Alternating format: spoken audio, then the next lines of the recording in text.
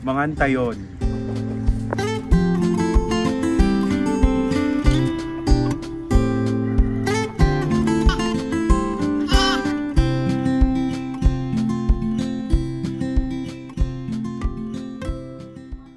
Hi everyone! Welcome back again to my channel.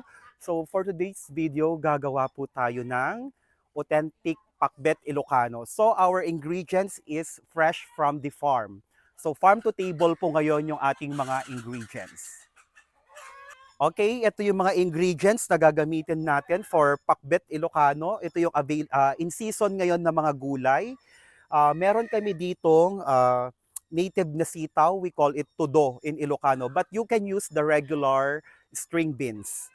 And then kamote or kalabasa, then karne or tinapa para sa sahog, and then native talong, then native sili, yung hindi maanghang na sili sa mga Ilocano. And then I have here native ampalaya, then okra, then kamatis, then garlic, ginger, and onion, then bagoong, and lastly our MSG, which is optional. Okay, let's sear first our pork. So no water kasi magtutubig po to. Kailangang ma-seared natin siya, mag-brown yung ating sahog. Ayan.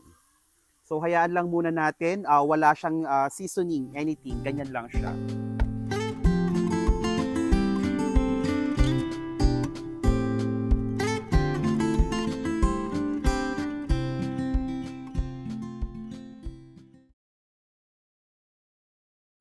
Okay everyone, so nag-start ng mag-brown yung ating karne.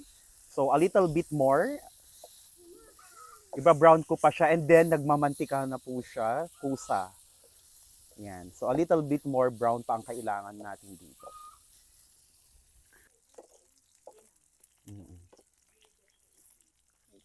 Okay everyone, ready na yung ating karne.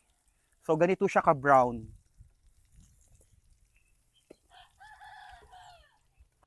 Okay, I'm going to add in our aromatics. And then smash ko yung aking tomatoes. Lalamasin ko siya kaya ako nag-gloves. In Ilocano is lapayin, di ba? Lapayin in Ilocano.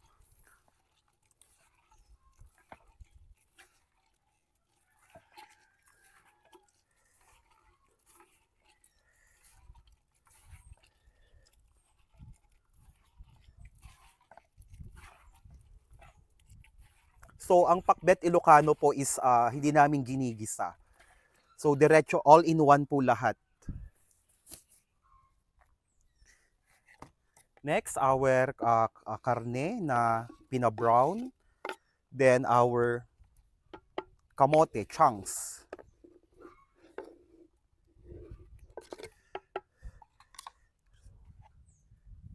Sitaw.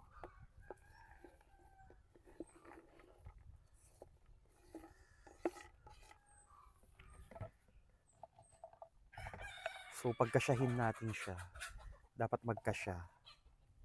Then, our ampalaya, sili. Yan. So, pag naluto yan, bababa po yan. Then, our ganda ng arrangement. Talong. Then, MSG, optional sa hindi gumagamit. Then, our bagoong. So, according to your taste, ang paglalagay ng bagoong. Then, a little bit of water. Then, ganyan lang po kabilis gawin ang pinakbet. Okay, tatakpan na natin yung ating pakbet. Then, ready na siyang isalang.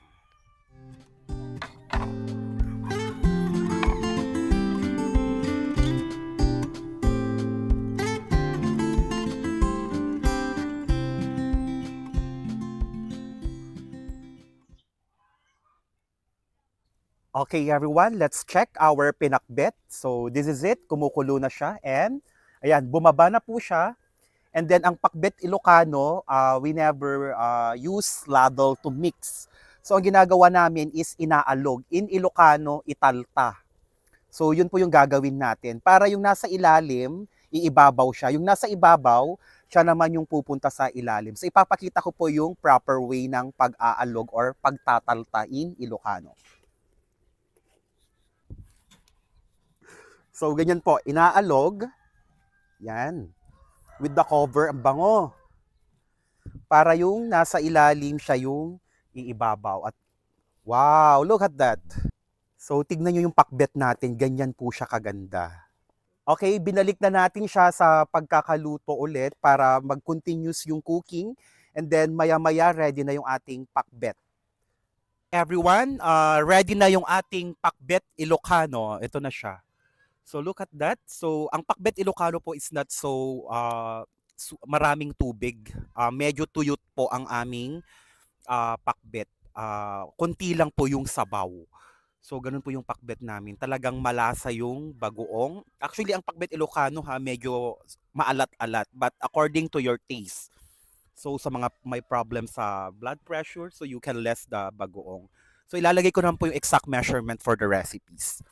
Okay, that's it. Hope you like it, our pakbet Ilocano.